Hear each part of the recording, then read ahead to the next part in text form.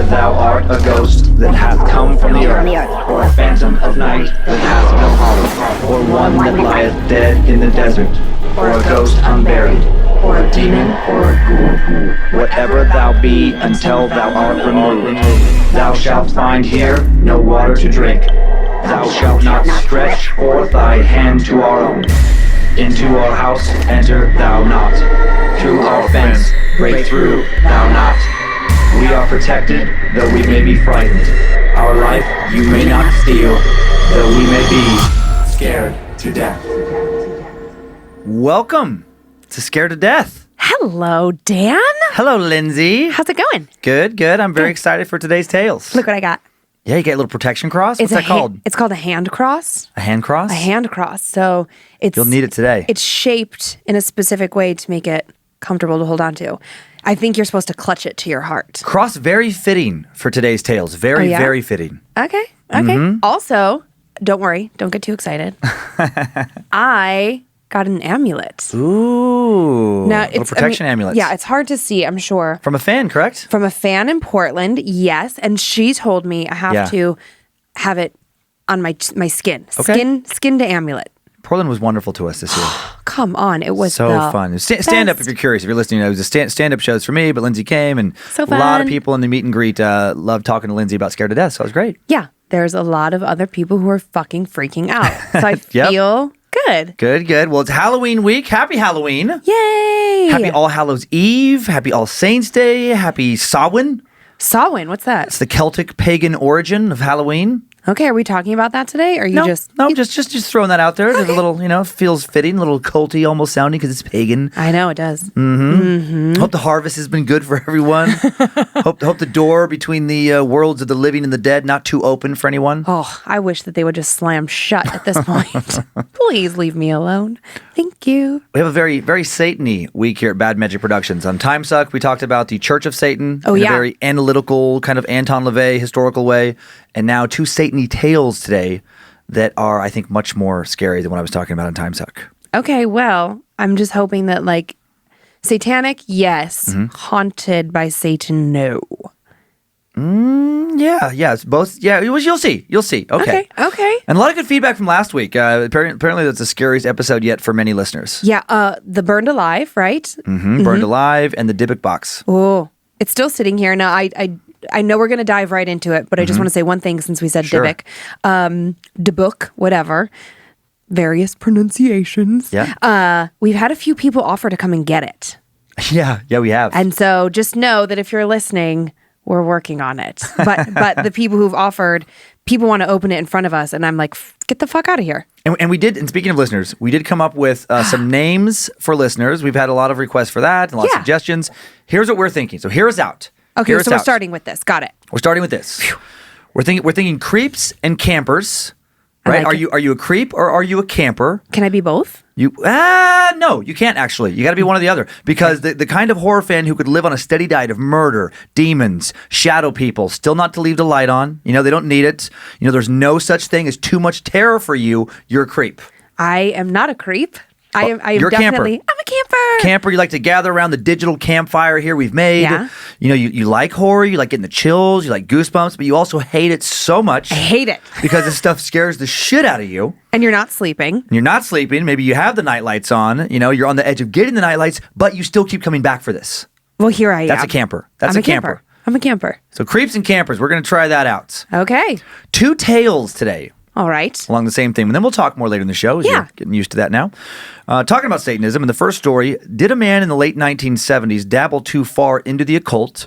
And after studying rituals with the first Church of Satan and with other kind of Wicca-type organizations, did he conjure a demon that attacked his friend, drove him to madness? Probably. And in the second tale, we go to Fall River, Massachusetts, home at one time to likely axe murderer Lizzie Borden. Oh, dear. And we look at a series of murders that took place in late 1979, early 1980, where 3 women not just killed, but actually sacrificed to the Christian devil. No. Wait. Well, maybe. Clutch this to my heart. And also stay tuned after my 2 stories for 2 of your stories. Debuting the Scared to Death My Stories this week. Very excited for that. Encounters with horror that you creeps and campers have been sending in to mystory@scaredtodeathpodcast.com. That's it. That's it.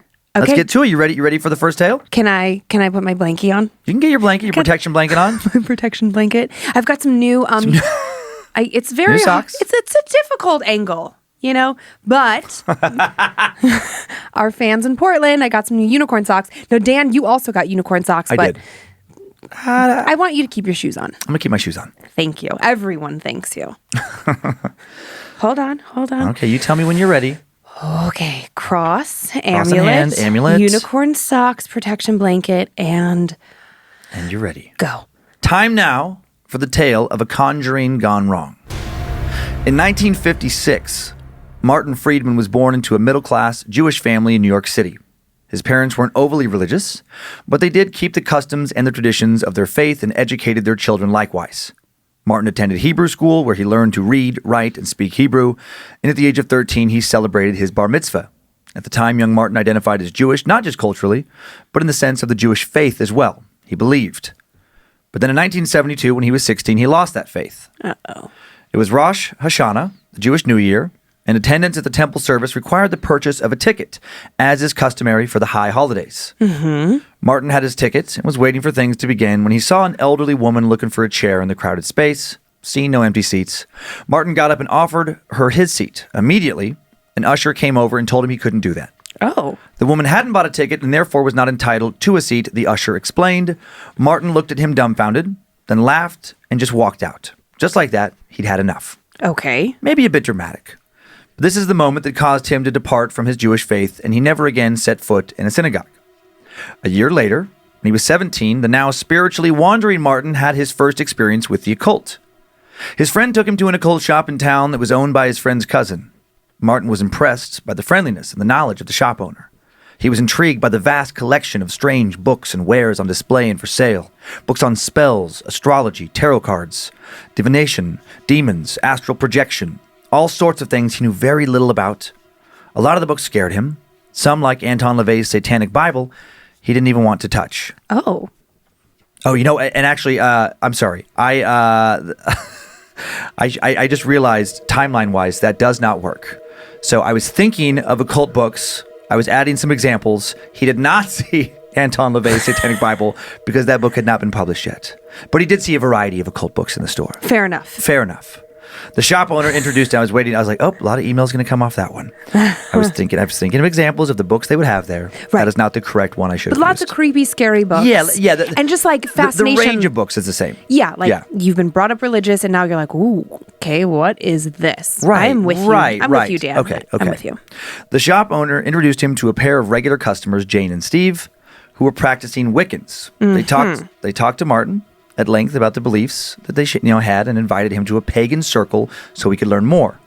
And curious, Martin checked it out. He was hooked. He spent the next several months with his new friends learning about pagan deities, Wiccan rituals, and of course spells and magic.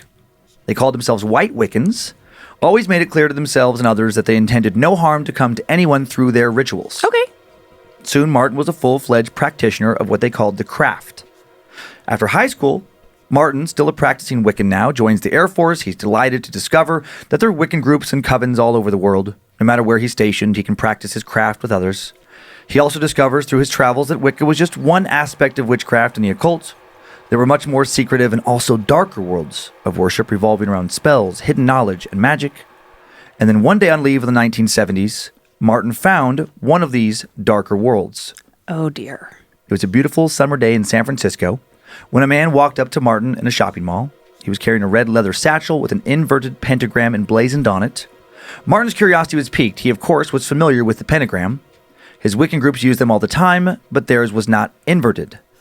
The man introduced himself as a member of the First Church of Satan, and he invited Martin to one of his ceremonies. While Martin had no interest in knowingly worshiping Satan, he wasn't even sure he believed in the concept of Satan. Mm-hmm. He was interested in seeing how this group differed from his own, so he agreed to go. Okay. And Martin ended up attending a black mass. When he arrived, he was told to remain in his seat and quietly observe. He was told not to get up no matter what happened. Oh. What followed was a blasphemous parody of the Eucharist celebration practiced by the Catholic Church. The officiant of the mass was a defrocked priest. The altar servers, nude women, and the bread and wine used in the ceremony stolen from a local parish. Oh. As the priest did perverse things with the communion wafers, such as inserting one into one of the altar's vaginas. What? As he poured communion wine between an altar woman's breasts, all under the shadow of a massive inverted crucifix. What? Martin sat in his seat transfixed. By the end of the ritual, he wanted to leave. The mocking tone of the Black Mass just didn't sit well with him. It was too dark. Yeah, too much. Nothing like Wicca. It felt angry, cold, and heavy. And after about 10 minutes before the Mass was over, he felt something enter the room. Uh-oh. Something not human. It felt so real, so dark, that he refused to look behind him towards where he felt this energy emanating from. He was frightened. Oh, dear. When the Mass was over and he was allowed to leave, Martin couldn't exit fast enough. He also couldn't stop thinking about what he just felt. He's trying to assure himself that all the Hail Satans he'd heard during the ceremony were just for show. The Satanists themselves had assured him that they, like his Wiccan friends, didn't even believe in Satan. And over the next few years, he convinced himself that the overall blasphemous atmosphere of the Black Mass had just creeped him out. Okay. Nothing unusual had entered the room during the middle of the ceremony. It couldn't have. Several years after the Black Mass incident, following his discharge from the Air Force, Martin, still practicing Wicca, became the high priest of a coven near his home. One day he was paid a visit by his old mentor, Steve, who had kept his own Wiccan activities through the years, the guy he had met in that occult bookshop. Yeah. Now delving into the this guy was now delving into the darker aspects of the occult and wanted Martin's help. Stephen wanted to conjure up an actual demon. Why? He told Martin he'd been studying from authentic occult ritual books. He was confident he could do it. It would be easier with a partner, though, and it would be nice to have a witness if he was successful. In spite of his uncomfortable memories of San Francisco, Martin agreed to help. After all, he didn't really believe in the devil anyway, so what harm could come from this? If the devil wasn't real, neither were demons, right? Oh, Martin. And honestly, it excited him to think about attempting the conjuring. What if it did work? What might he see? Oh, Jesus. What entity might they bring into this world? Martin was not of a darker disposition, but he did find this morbidly exciting. A few nights later, Martin met at Stephen's house, and with him began performing a demon-raising ritual, as described in great detail in a much-revered book of ceremonial black magic. My God. Stephen assured Martin that as long as they stayed within the lines of the protective circle inscribed on the floor, they would be safe no matter what. Bullshit. Martin began to feel uneasy almost immediately when they commenced the ritual. The atmosphere in the room noticeably changed. It was suddenly heavy and ominous. And then again, Martin felt as if there was something in the room with them. He was sure of it. His mind flashed back to that satanic black mass in San Francisco. And then, from out of nowhere, a beautiful woman materialized just outside of the circle. Both Martin and Stephen saw her. Voluptuous and enticing, she beckoned them to come to her. Her lure was powerful, so seductive. Martin began to step outside the circle. No. But then fear paralyzed him. Something about this woman just wasn't right. Nothing was right about any of this. As he stood frozen and confused, this woman slowly changed into her true form, the most hideous creature Martin had ever seen or imagined, a true monster.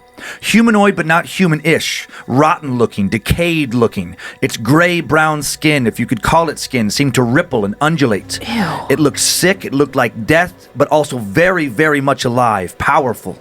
A nauseating stench rolled off this beast in waves, and when it took a step toward him, he thought for sure he would collapse and die from fear itself. My God, they had done it. They had really done it. Stephen's spell had worked. They actually conjured a demon, and now they were going to pay for it. As they stood and stared, paralyzed with fear, the creature suddenly just disappeared. As instantly and mysteriously as it arrived, it was gone. What? Relief immediately washed over Martin. And he could see by glancing over at Stephen that his friend was also breathing easier. They stood in shocked silence for a moment. They looked around the room and then locked eyes for a beat before Stephen said, "It's over. We did it." He covered his face in his hands, let out a little nervous laugh. And then he started to say, I need to write everything down before I forget. And he started to step outside the circle. No. Martin suddenly panicked, tried to stop him, interrupting, "Stephen, don't! It might not be over." As he said that, Stephen's foot hit the ground outside the circle, and immediately a wall the two were facing started to shake and gradually dematerialize. It was replaced by a vision of what Martin later stated was a glimpse of hell itself. Oh my God. Shrouded in shadows and smoke, the scene before them unfolded like a nightmarish play. Far-off screaming and cursing and moaning echoed up from somewhere deep below. A ghoulish collage of human and demonic faces floated towards them through a strange haze. The stench from the first vision returned. It was now 100-fold worse. Sulfur, rotten eggs, decaying flesh. No words could describe the foul odor that blanketed the room, and then the demon was back. It arrived as just a shadow at first, and then steadily grew in stature and clarity until its full, terrifying form stood before the two men, a mere arm's length away. Martin's sanity began to crumble. The sight before him was too horrifying to comprehend. It wasn't just what he was seeing, although that was hideous beyond belief. But it was a feeling from this grotesque beast, a hatred so pure and evil that it made Martin want to die to escape it. The demon turned to Stephen, leaned forward, its face inches from his own as it demanded, "Why have you summoned me?" Stephen began to recite the words needed to send the demon back, but they weren't working. The demon laughed, and then Stephen levitated up off the floor, flew across the room, crumpling into a wall 15 feet away. Martin, now in full flight or fight mode, ran out of the room to the back of the house, locked himself in a bathroom, and he can't remember how long he stayed locked inside. After what may have been minutes, or maybe even hours, Martin decided he had to return to check on Stephen. Fuck. He cracked the bathroom door and listened. The house was quiet. He heard no screaming or cursing. It's not over. He detected no foul smell. He slowly made his way back to the ritual room, and as he approached, he could hear someone talking. Oh, God. Oh, God. When he entered the room, his heart sank. It was Stephen, slumped against the wall, his eyes glazed over, babbling incoherently. Dear. He wasn't dead, but he was gone just the same. Martin called the police, told them he had dropped by, found Stephen in this state, catatonic. He doubted the police would believe the truth. Stephen never recovered. He spent the next 20 years in a psychiatric institution where he eventually took his own life. Martin walked away from religion once again. He had stared evil incarnate in the face. He had seen the devastation that can occur by challenging it. Many years later, he became Catholic. And he now uses his story to scare others away from the occult. He firmly believes that dark occult magic is very, very real. And he believes that you're a fool if you think you can control the consequences of using it. Yikes. I did not like that at all. Yeek! Feeling protected by your cross? Well, you know what's funny is I think I was white knuckle gripping this baby. Mm-hmm. I mean, Yeek. Fucking Steven, stay in the goddamn circle, man. Stay in the circle. Well, I actually can't believe Martin jumped out of the circle, because if I get that he was terrified, fight or flight. Right. And I'm a total flight. Like, yeah, I think it'd be instinct. I mean, if you did see something like that, I wonder which is what would happen if he stayed in the circle. What if he would have stayed in? I don't know. Maybe once the circle was broken by one, maybe it didn't matter. I don't know how those were. I do know that there are a lot of books about these things. And I mean, I just did a ton of research about the First Church of Satan and the occult, and you can believe in its reality or not, but there definitely is a lot of people. Aleister Crowley is a famous example of people who spent a lot of years studying these things, and people who firmly believe these things are possible. These conjuring type spells. I mean, the black mass they described, I do know. That was insane. I've never heard of that. Oh, that's a black mass. I mean, I've heard of it, but not described like that. Yeah, like a Holy Eucharist shoved up someone's vagina? Oh, yeah, the black mass is just a blasphemous parody of a Catholic mass. But it's awful. Here's the thing. I'm not religious, right? Like, I mean, it's a big fuck you to Catholicism. Right. But And that's not okay to me, because I don't think it's okay to say like a big fuck you to any religion unless like we're talking maybe Scientology. Right. LaVeyan Satanism is an interesting religion that way, because it's called a religion, but it's more of an anti-religion. It's more of an opposition to Christianity, right? And a denouncement of all Christian beliefs. Like LaVeyan Satanists, they don't actually believe in Satan, right? They just think Christianity is stupid, and they just shit on it. It's a big part of like the ethos of that. And I do have some pictures of Black Mass. I would really rather not. This is a Black Mass gathering. All right. Now that's LaVeyan.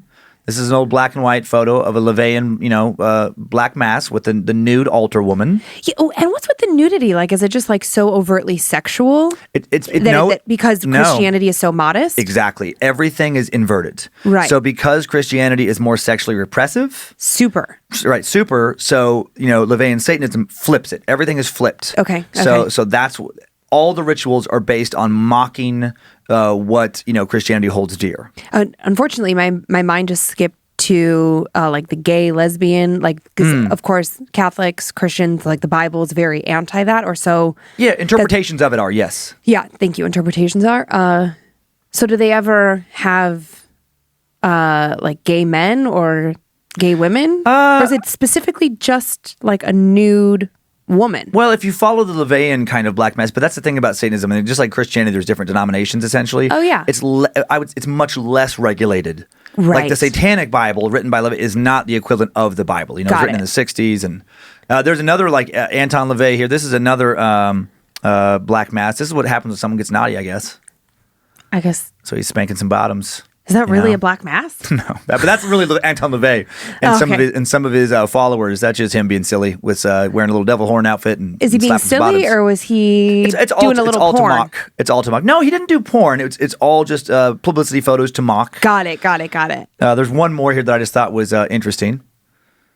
That's a black. Now this is a variation of black mass where they took it further and decided to do the black mass while also dressed as in clown makeup, just to make it more scary.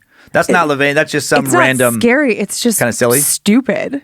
Well, this last picture shows what happens if you do a good job at a black mass. Whoa! You get rewarded.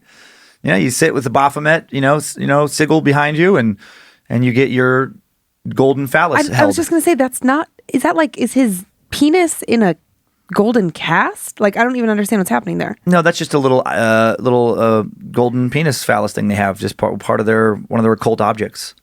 Oh, so that's not his dick. No, that's not. I was like, what is happening here? I just found those pictures just interesting. So, of course you did. I bet you had a good time researching this. Would you ever go to a black mass? Ooh, well, maybe out of curiosity, But that's the thing. Curiosity killed the cat. Right. I don't want curiosity to kill me. Right. Like Martin says when he went to that mass, he felt something. Yeah. Do you think you'd feel something? Well, I already feel something in our house all the time. So probably. Yeah. Maybe if I like wore like my amulet underneath and had like crosses in my pocket and a garlic necklace. I mean, I don't know all the things. Now I don't think you would ever try a conjuring spell ever, Fuck right? No. Are you insane? Would you be mad if I did? Yes. Why? Don't bring that shit home with you, man. Now, see, because I understand their curiosity. I think a lot of listeners would be like, "What? Why would you ever do that?" But I'm reading that and I'm like, okay, I kind of get it because what if you could watch just it to from have a distance? Proof. Right? Exactly. It's to see something scary and be like, "Oh my God, it's for sure real." And then you're fucked up for the rest of your life because you can't get that image out of your head. I think it's better not to know. Better not to know. Yeah, because it's like right now it's anything that my imagination can conjure up, and it's not based on anything I've ever seen. Right? So it's like when you see a scary movie, right, and then an image stays in your brain, you're like, oh, okay, you have a point of reference. If I don't have a point of reference and it's just my mind making it up, then it's better because then I can also wish it away. I'm like, I just made that up in my head. What if I conjured a demon that was kind of helpful in some way, like he liked to eat garbage or something, or give back rubs? I was probably not very demon-y, but no, I don't think that's very demon-y at all. Okay, yeah, he doesn't sound very helpful. Probably shouldn't try and conjuring demons. I mean, would you open the Dybbuk box? You know what's funny is no. It's fun. Not right now, but maybe later. But not around me. So long as I'm alive, you cannot open that box. I feel silly for being creeped out by it because I know after that story. See, I'm torn. Maybe I would consider myself a creep of our listeners. You are a creep. I like a lot of the horror and like I sleep fine at night. I don't need the nightlight and stuff. But then in weird moments, I get super spooked and I get kind of mad about it. And there's part of me that's like, no way. That like, story, there's no way it's real. Yeah. Come on, it's nonsense. I can open, I'll be fine. But then there's another part of me that's like, don't risk it. Right. Remember, I don't think we were doing the show yet, but you were in a hotel room by yourself. Oh, God, yeah. I've had some scary freak out moments. Yeah. Mm-hmm.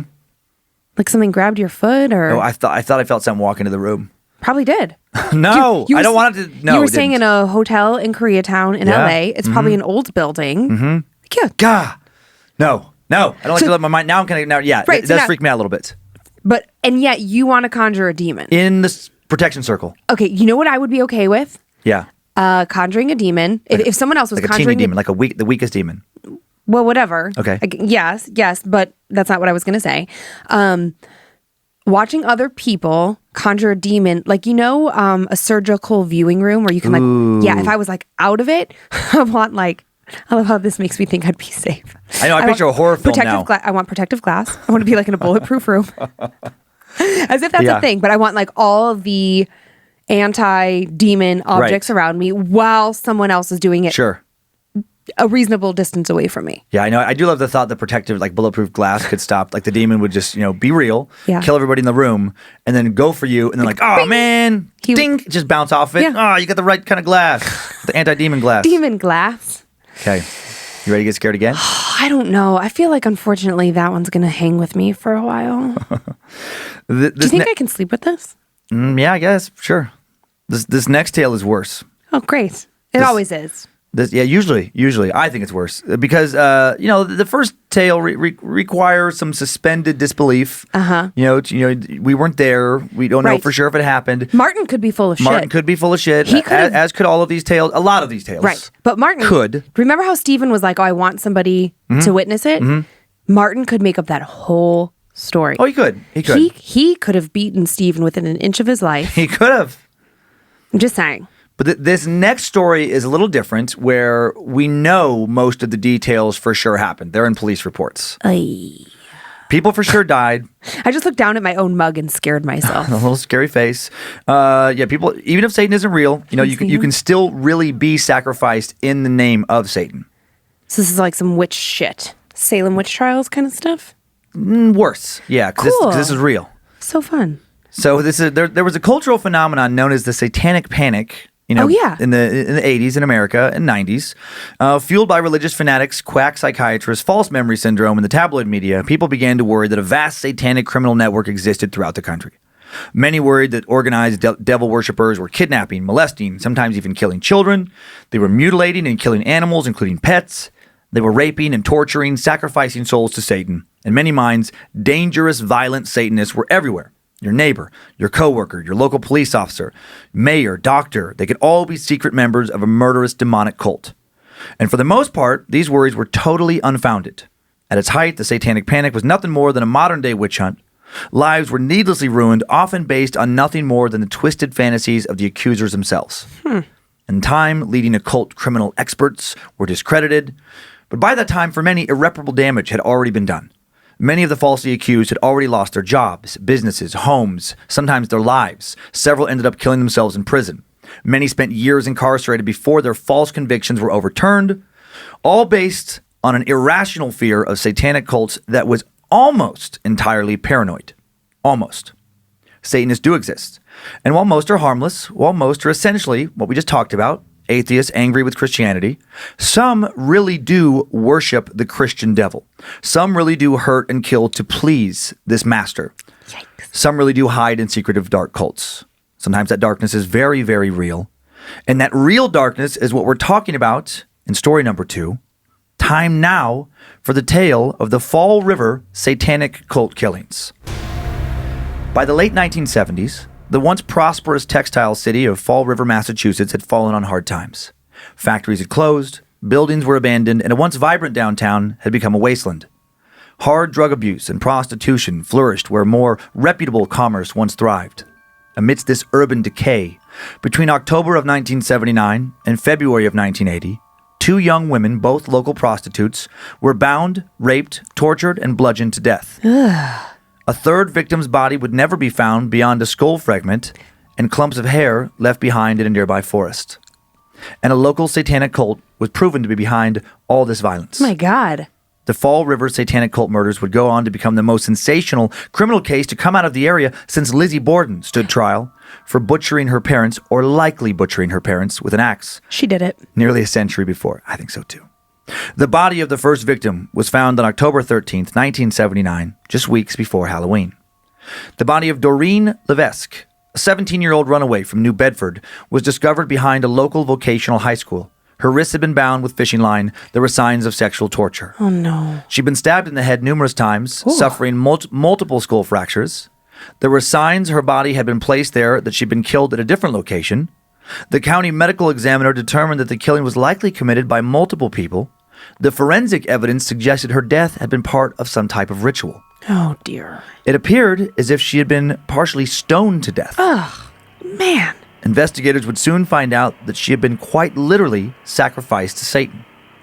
Police were about to discover that Fall River's criminal underworld was being ruled by Satan, or at least the belief in Satan.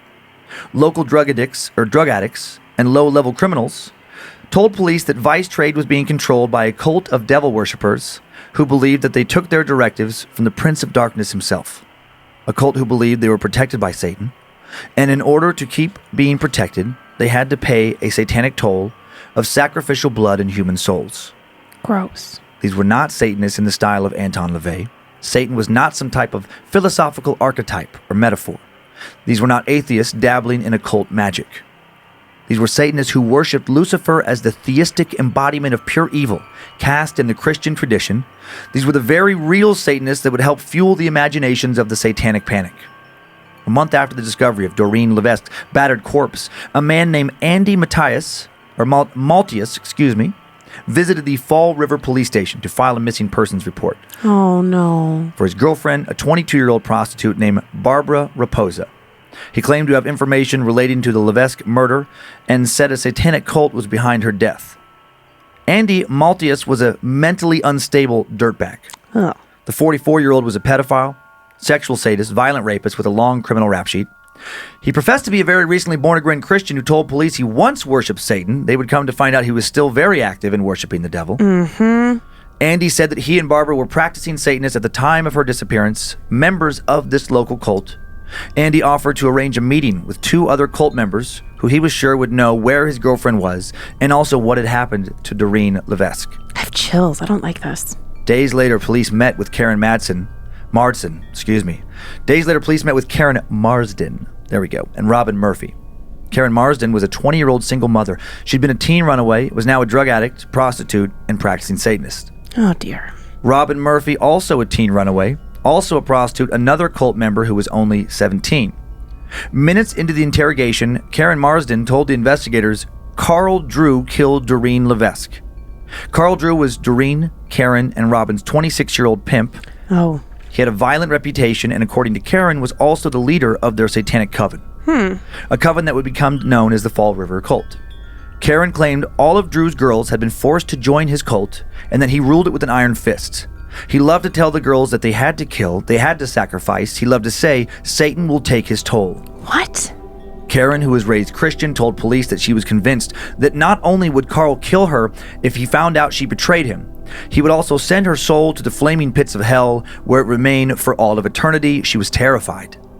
Despite her fear, Karen Marsden cooperated with police and took officers to the nearby Freetown State Forest. Okay. Throughout their investigation, Fall River police would hear all kinds of rumors about the Freetown Forest, where this cult's activity was centered.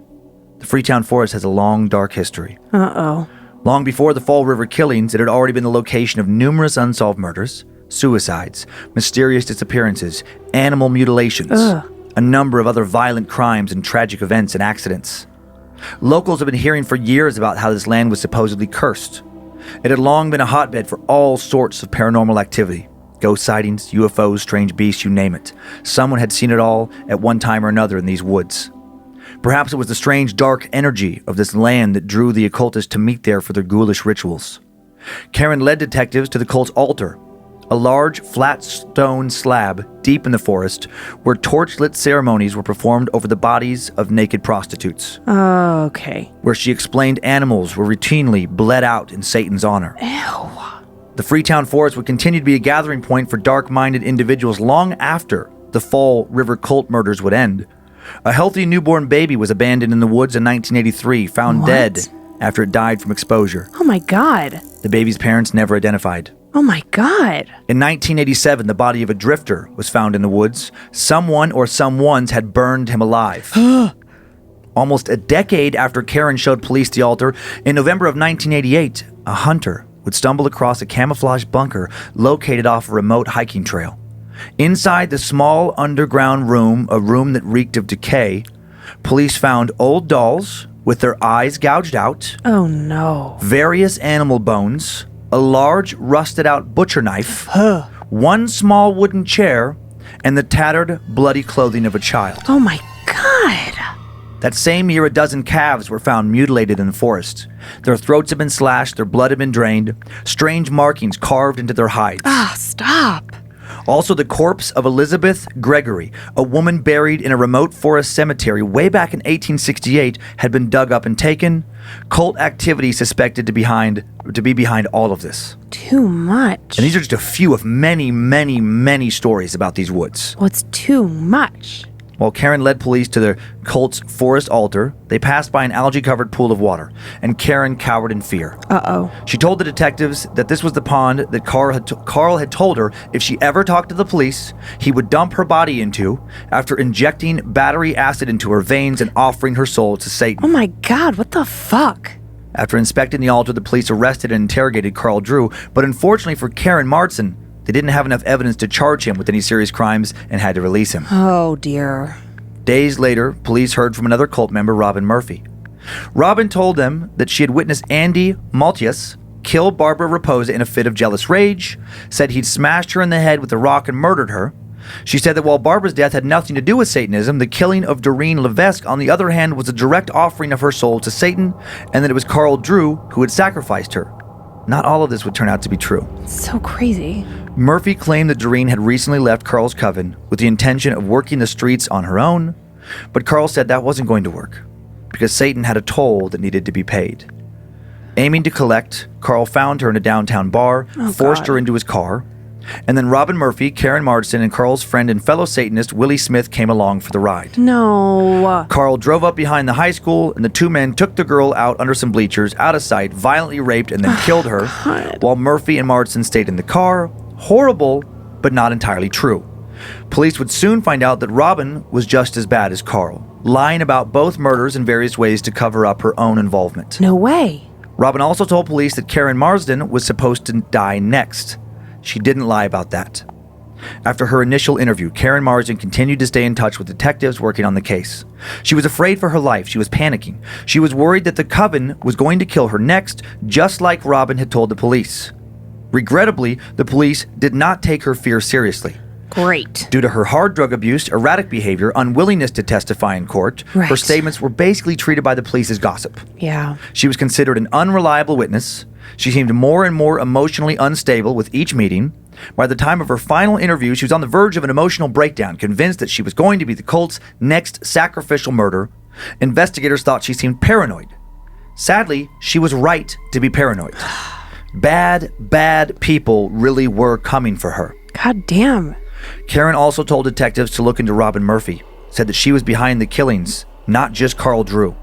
Karen was right about that too. Karen said that while Carl Drew was the coven leader, Murphy also played a direct role in cult rituals, including human sacrifice. She said that Robin had instructed all those present to take part in the mutilation of Doreen Levesque and Barbara Raposa's bodies, partly for ritual purposes, but also to silence them by directly involving them in the heinous crimes. Barbara wasn't killed in some fit of jealous rage. She was sacrificed. It all seemed to be over the top to investigators, the rantings of a madwoman. Yeah.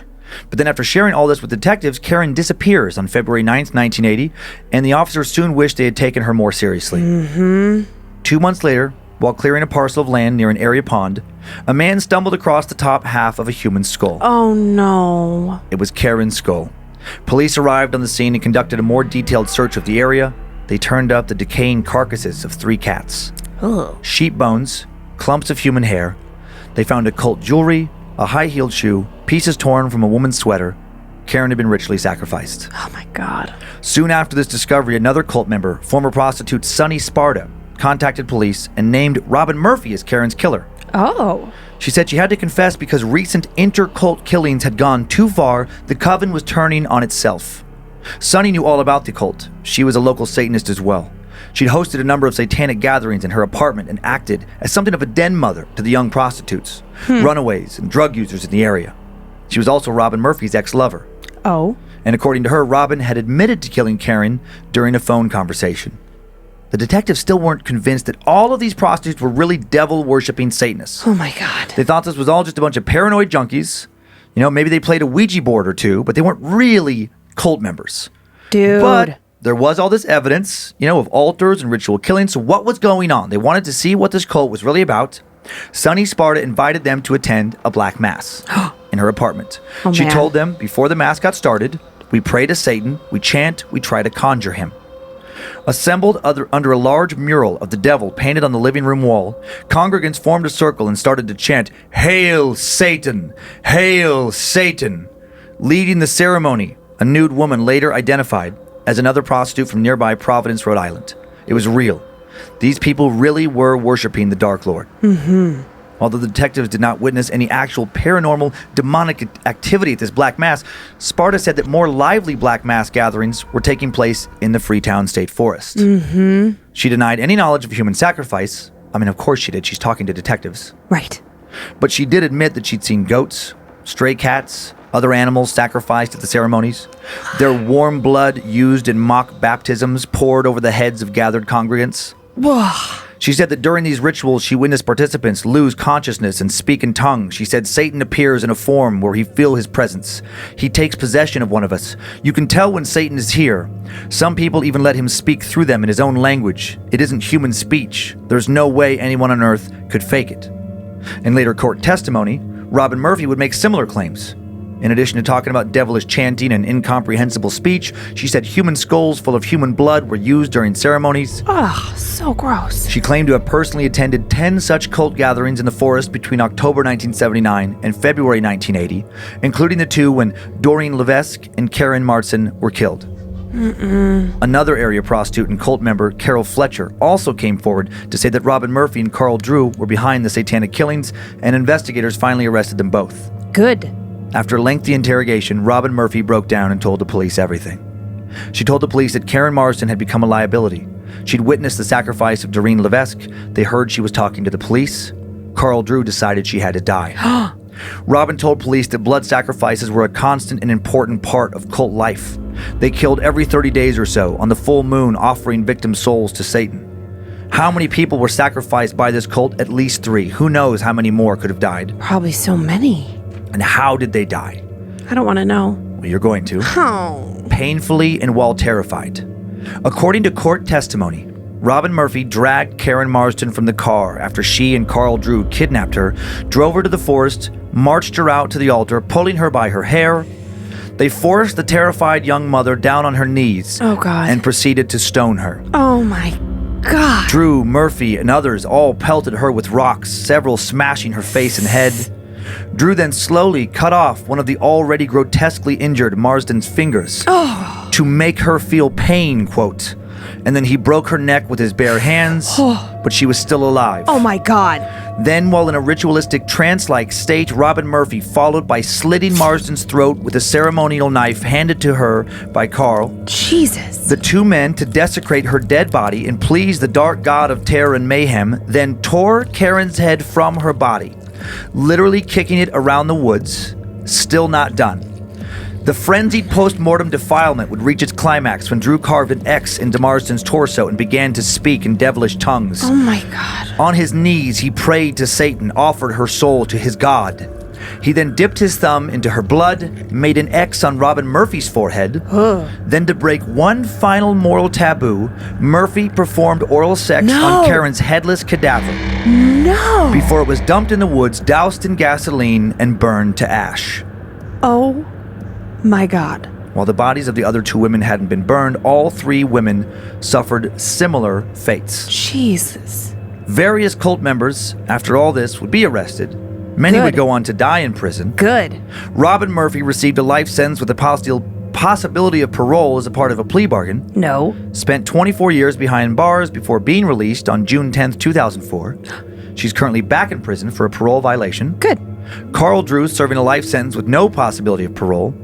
The Falls River Satanic Cult, incarcerated, no more. They didn't exist anymore by the spring of 1980, but were they really gone? There are those who believe that Murphy, Drew, and others were just a small piece of a much larger satanic criminal organization that remains deeply rooted in both Fall River, Massachusetts, and neighboring Providence County, Rhode Island. 10 years later, a serial killer, perhaps killers, murdered at least 9 area prostitutes by strangulation. No way. According to a local detective who worked on these cases, makeshift satanic altars were found near the victims. Oh, no. Those cases remain unsolved. Careful out in the woods. That one scare you? You know why that one scares me? Yeah. So real. So real. I was like having flashes of Kiss the Girls. Mm-hmm. Did you ever see that? I don't remember it if I did. Ashley Judd, Morgan Freeman. Yes, years ago, but I don't really remember white dude. I cannot think of. But he would kidnap these women, and then like he had this underground tunnel, like elaborate system, and I guess the difference here is that like he would only abduct beautiful young collegiate women that were very talented. You know, one of them I remember was a violin player, like a prodigy. You know, things like that, and then would force them to, you know, use their skills to entertain him. You know, so play music, whatever. But then, you know, like a slow, terrible death. Eek. They would, I think, like chasing through the woods. It's all like a little piecemeal in my brain. But yeah, the thing that freaks me out is it's like, you were talking about in the first story, like, I'd witness that. Like, you witnessed that. And then the next, you go to a black mass or you try to conjure something. And now you're involved in a group of people who seriously believe this and are not doing it for entertainment or curiosity. Because there's a chance, Mm-hmm. Yeah, and now you are on their fucking list. Yeah, yikes. Let's see if pictures of a few of these people. I do not want to see this. This is Robin Murphy. Is it a picture of her alive? Oh no, this is the one who went to jail. Okay. Yeah, that's just at the time of her arrest. That's young Robin Murphy. I am nervous for what you're going to show me. I'm always nervous, but I feel like more nervous. Yeah, this isn't going to be good. So I mean, she doesn't look friendly. She just looks like, hard life. Yes, that's true. That's true. She's not unattractive. She's just somebody who's had a hard life. True. Now there's the bad guy, the pimp. Oh yeah, the leader. Let's get a picture of him. I thought I just lighted it up. That's just a weird guy in a Satan costume. He's so happy. I thought you were going to show Chicken Joe, one of the characters from Time Suck. No, because he's also a pimp. Oh yeah. Nah, I thought it was going to be you in your Chicken Joe costume. No, this next one really is Carl Drew. So I mean, hard life as well. That's him at the time of his arrest. He's kind of a muscular dude. Yeah, I mean, again, not unattractive. No. Fit. Now here's a picture of a satanic altar. Now, this is not the one out in the west. That really is a picture. That's down in Catemaco, down in Mexico. I'm trying not to stare at the dicks. Okay, well, let's move on. Let's get to the next picture. So you don't have to stare right at it. Yeah, I really can't see an altar. All I see is dick. Oh, shoot. That's even closer up. Okay, sorry. Let's get... Okay, next one. This next picture... Oh, my God. Oh, that's even closer. God dang it. Okay. Now, we'll move on to the next one. Okay. For real, move on to the next one. I'm watching on the corner of my eye. And what? Let's move on to the next one. Okay, now. Oh. Little picture of the guy's face on the end of the devil wing. Oh my God. That really is like an altar to Satan. Like he had a big hard penis. I couldn't see the altar. All I saw was there was more Baphomet stuff in the background. Yeah. Yeah, I couldn't see anything except a naked person with a dick, hard cock. Okay, Joe, that's enough. I know you love it. It cracks me up so much. The next one's a real. This is not the dig. Now that's the inverted pentagram. That's the Baphomet. That's the main kind of symbol associated with satanic worship. Now, what are the symbols on the outside? Because they look Hebrew to me. It varies from kind of one. I actually don't know. Or Middle Eastern. I don't know in that one. Yeah, what those are. For those of you watching at home, in the my upper left-hand corner, so as you're watching it, the left, that is definitely a Jewish Hebrew symbol, and I can't remember. It probably is. That is shalom. They incorporate Hebrew and Latin, and into their rituals and stuff. Absolutely. So, can I tell you something funny about the first story? Sure. There's a song that you sing at Rosh Hashanah. Yeah. And is all I could think in my head, for a solid few minutes. You just had a little ditty going? Yeah. Apples dipped in honey for Rosh Hashanah. And it's like this whole thing. It's like a good new year, a sweet new year. It's like you do it with little kids, but that is they eat apples dipped in honey. Aww. And so I was trying to calm myself, by your relax little sing-song myself inside? with my little apples and honey. So so you did first or second story? Second story. Second story got me fucked up. Okay. Scared in a way that I know they didn't talk about... What a terrible way to die. Well, I know they weren't talking about abducting just random strangers, but now I just have this vision of like, well, I was thinking about how, we don't live far from Spokane, Washington. Yeah. And there is a drug prostitute problem in a certain area over there. And then I was just thinking like, oh my God, you see those women. Yeah. You can pick them out. It's really obvious. There's this just, where I'm talking about. Yep. And I'm like, man, it makes me think like if somebody would just help you. I know a lot of times there's drugs and mental illness and da-da-da, but like, what if you weren't just a prostitute? Like, what if you were wrapped up in something this kind of fucking awful? And there's the element, I know this is more of like, could feel like true crime, but because of this satanic cult, backstory. So weird.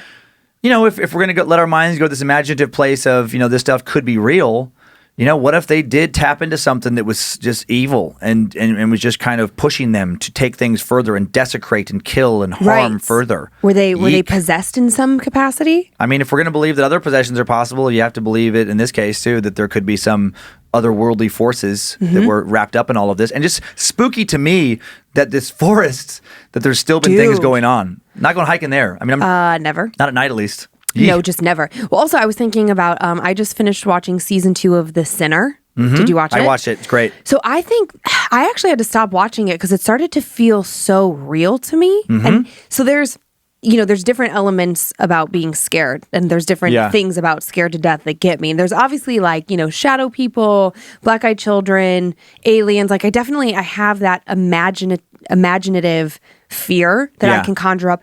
But to me, a real cult is so much more terrifying because it just feels like you could accidentally find yourself there. You could, like you're going through a rough patch in life, you meet somebody who's into this, you resonate with it, it feels home, a community. And then the next thing you know, so like in The Sinner, it's like they're bringing in people who need therapy, who are having a hard time, they're living off the land, like it feels not all bad, and then it just gets fucking crazy. And I think that's what that second story really does me in, is I'm like,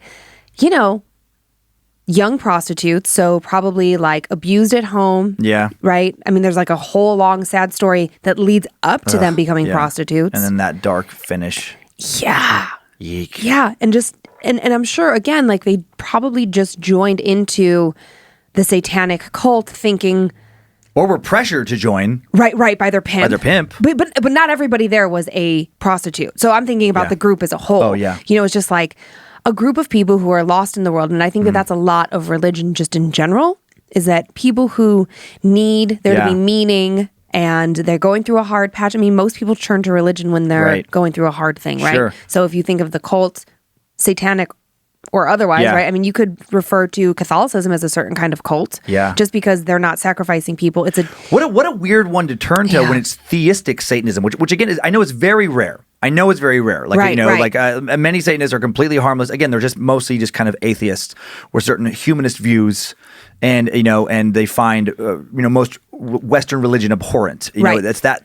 Then there is this rare subcategory of theistic Satanists who truly want to worship the Christian devil. Like, what a strange choice to make. Yeah, and I just imagine that you don't like dive into that head first. You kind of ease into worship it. Evil, yeah. Well, yeah, like you probably start with just like, Church of Satan, and then like that doesn't satisfy you anymore. It's kind of like a drug, right? You just want more and more and more. Possibly, yeah. Yeah, I don't know.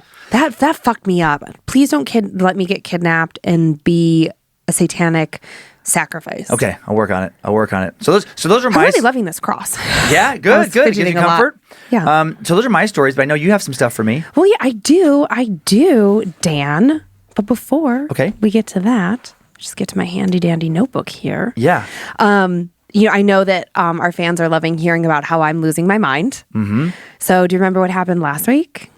I'm trying to remember. I get all the weeks mixed up. I know some things happened. I know you've been freaked out. And I have a weird thing in the office for you too. Ooh. So our life gets a little bit blurry just like with travel and all the things that we're navigating. But after last week's episode, we recorded and I was doing okay. I was like, okay, that's fine. But then I was working on the emails from home. Yeah. And that's the thing, guys. The emails, it's like I can do the story and I can be here in this space and then I can kind of like cleanse myself of it and move past it. But when we're getting hundreds of emails, which I love. Which is awesome. Thank you. Yeah, and I don't want them to stop. But I have to stop replying to them. Yeah. So for her sanity, truly for her sanity, and I don't have time, like because I'm doing with time suck and everything else and stand up. That's not what I thought you were gonna say. I thought you were gonna say I don't have time to talk her off a ledge. Oh no. But just to get back, I just truly don't have the time in my life to dedicate to those. Yes. But we have a solution. We have a solution. Yes. And so we, of course, still want to hear from you and we want your stories because as you're about to find out, we're going to start incorporating them into the show. And I do love knowing that things are happening to people or have happened and, you're wanting to share that with us because that's the sense of community around this that I love. Yeah. But when you email your stories into mystory@scaredtodeathpodcast.com, you are no longer going to be hearing from me. If you've come over from Time Suck, you might remember the knowledge ninja, Heather. Mm-hmm, yeah, Heather Rylander. Yep. Heather has been a part of our little family and community here for a long time. And so I met with her and talked with her, and she is going to be replying to your emails. She loves spooky stuff. Mm-hmm. She really, really loves it, and she can handle it better than I can. Yeah. Maybe she's more stable than I am. So when you email in your stories, because again, please keep sending them, mystory@scaredtodeathpodcast.com, you will now be hearing back from Heather. Mm-hmm. And just know that if you are sharing something like really deeply personal, Heather is going to be respectful of that. She's going to forward those emails on to me. She's going to kind of comb through them, pick out the best ones. We have a whole file going, and I will go through and pick from those which stories make it into the episodes each week. Yeah. And then if you have anything else that you need to tell us, right.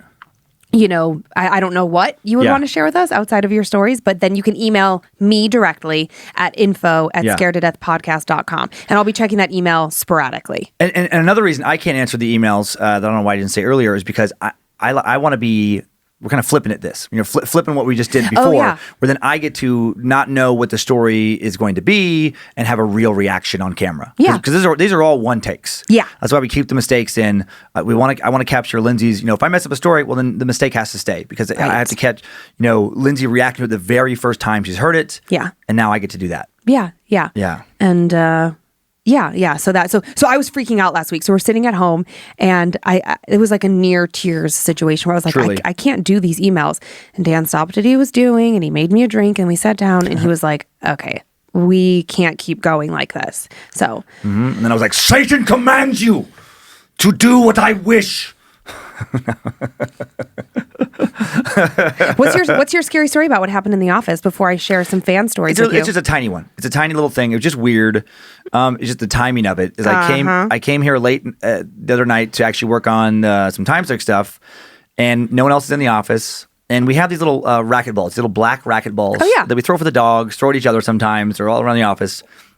It was just weird the way it looked, where I set some stuff on the couch, my backpack and a package, and then I'm getting ready to walk over to my desk, and a little black racquetball slowly rolls out. No. From the couch, like something had just rolled it from underneath the couch. And I was like, nope, all right, just going to ignore this and keep going and, just put it out of my mind. And I wasn't totally freaked out, but I was also not about to look under the fucking couch. No part of me was going to do that. Fuck, I can't believe you stayed here and worked. I would have grabbed my shit and left. I would have been out. I wanted to be like, nope, this is my office. This is where I get to work. Well, yeah, actually, somebody in Portland was telling me, like, spirits are kind of like teenage boys. Like, they're just kind of fucking with you. So really, you just kind of tell them, be like, hey, man, fucking knock it off. Oh, that's true. That's I've been doing a lot of that this week. Good. Okay. Okay. So you want to hear some stories? Oh, yeah. So we're going to share two. And just to be clear, like, disclaimer, I am not an excellent storyteller. So don't expect Dan. You're better than you think. Well, we'll see. And also, we're just like playing with this format. So it might be one huge story one week. It might be 3 or 4 little stories. We're just going to see how it goes and how you guys enjoy this. All right. So this is actually just a little story from Gary K. Okay. Gary says, hey, Dan and Lindsay, I just listened to your first 2 episodes of Scared to Death. Oh my God. I had chills during the Screaming House story. It reminded me of my childhood. Eek. When I was about 4 or 5 back in 1989, My parents moved us into a 3-bedroom home. The carpet in my sister's room was pink, and I mean pink like the shade of pink from trying to clean up blood. My dad always teased my sister, saying someone was killed in her room. Ha ha. My sister was 9 at the time. Then one night, the smoke detectors started going off every hour on the hour in the middle of the night for no reason. That was not the freakiest thing. The freakiest thing that occurred was about a month later. My brother and I were in my parents' room for some reason when suddenly we heard what sounded like an old wooden rocking chair creaking. Then we saw the shadow of an old woman rocking in a chair. My dad, trying to calm us down, said that the shadow was only the moonlight shining through a tree by the window and that the rocking chair moving was a tree limb rubbing against the window in the wind.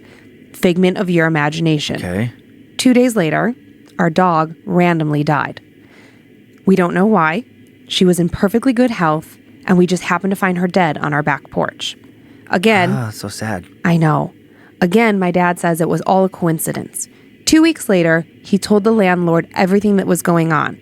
Turns out, in 1975, an 80-year-old woman was killed by her dog in my sister's room. What? The dog was rabid. The landlord said that every family that lived in the house with a dog would freakishly and randomly find their dog dead. We moved out as soon as the lease was up. Hey, shitty landlord, maybe fucking disclaim that dogs die there. I don't think that you have to disclaim. But you should morally. Well... But I guess that'd be kind of a weird thing. I mean, that freaked me out. But that would be a weird thing, like if... Like, oh, hey, you have a dog, you shouldn't live here. Right, if you have a dog, your dog's going to get killed by a ghost. Like, how do you tell that? How do you, without sounding like a lunatic? Without sounding like a lunatic, yeah. Uh-huh. And then also, God, if you don't have a dog, I mean, then you're not telling people, and then people find out, well, you told Susie and Johnny that their dog was going to die. Why didn't you tell me there was something fucking awful here? That was really creepy. Really creepy. It's about to get creepier. Oh, man, that's like you're me now. I know, it's pretty fun. Okay. Spooky Suckmaster and Queen of the Darkness. Love the new show, longtime listener of Time Suck, but I guess I needed even more darkness in my life because I'm now hooked on Scared to Death. I've got a real-life personal story that scared my girlfriend and I shitless a few years back. It was winter and I was a senior in college finishing up my thesis project. As a biology major, I had access to a university-owned forest about 45 minutes outside of town. The land had previously been owned by a wealthy Detroit man who purchased the massive forest as a hunting property for himself upon his return from World War I. At some point after his death, the university acquired the land as well as a large, creepy, early 20th century plantation-style former vacation home that lies at the center of the property.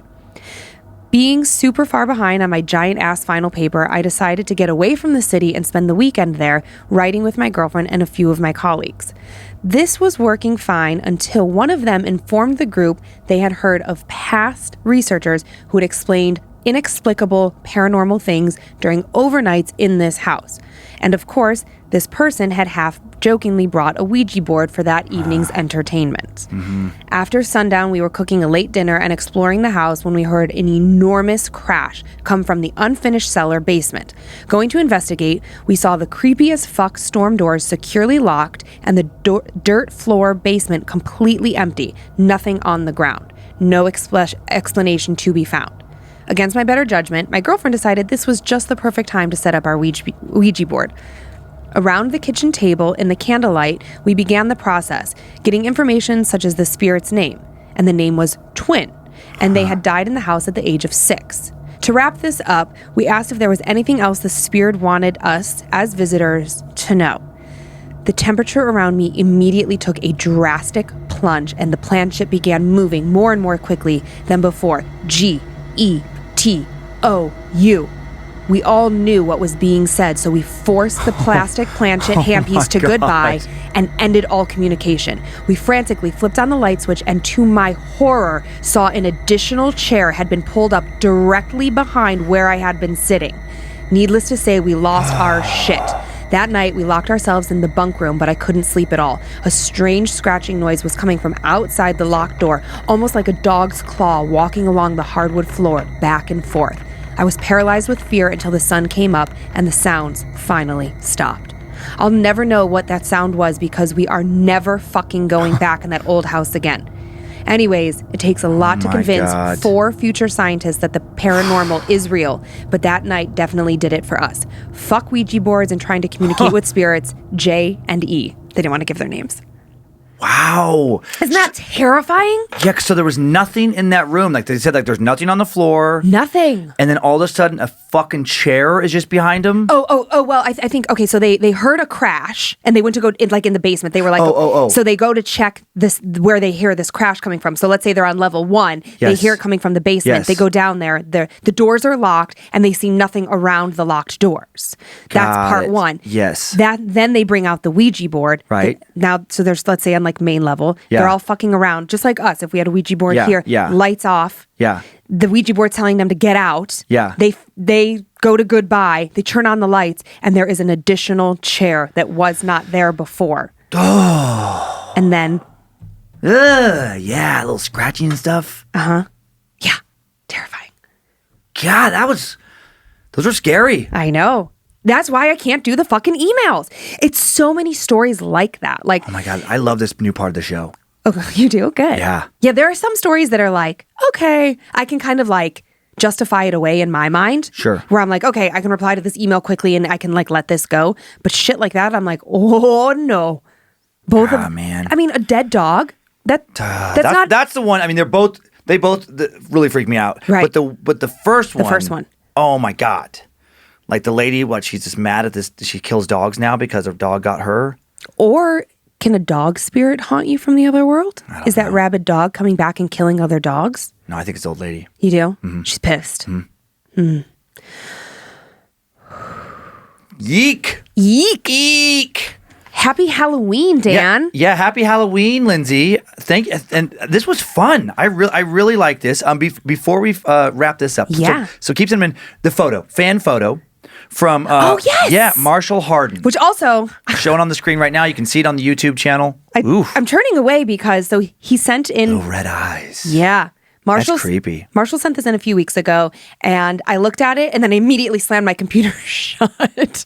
It's really good, but B, it's fucking terrifying. Yeah, that story from England, the Cornish little double unit where things were coming out of the floor. Eek! Okay, that's enough, Joe. Thank you. So please keep sending stories to mystory@scaredtodeathpodcast.com. Everything else, info@scaredtodeathpodcast.com. And follow the show. Facebook and Instagram. Yes. Scared to Death Podcast. Please do that. Yes, and also make sure that you are continuing to do all your ratings and reviews. Yeah, it helps so much. You guys have no idea. We're hearing from other people. They're like, oh my God, this show is so amazing. I found it because I was looking for something new and your show is really well rated. Yes. So it really does matter. Yes, so please. We're really enjoying doing this. Yeah, we don't want to stop anytime soon. So that's all for today. Thank you for listening to or watching Scared to Death, Bad Magic Production. Thanks to the Bad Magic Productions team, Harmony Velicamp, social media, Joe Paisley, producing and directing, Zach Flannery, part of the team as well, and then also Zach Cohen, Joe Paisley, Jeffrey Montoya. Thanks for the sound beds. Woohoo! Heather Rylander for taking over my story at scaredtodeathpodcast.com. Thanks, Heather. That was so fun to hear those stories. Yeah. And keep sending in your awesome stories. Keep tuning into the show. Subscribe everywhere. Watch the show. Enjoy your nightmares. Happy Halloween. Get scared to death. Creeps and campers. Bye, guys. If spirits threaten me in this place, fight water by water and fire by fire. Banish their souls into nothingness and remove their powers until the last trace. Let these evil beings flee through time and space. Evil may pass through, but hath no home here within. Scared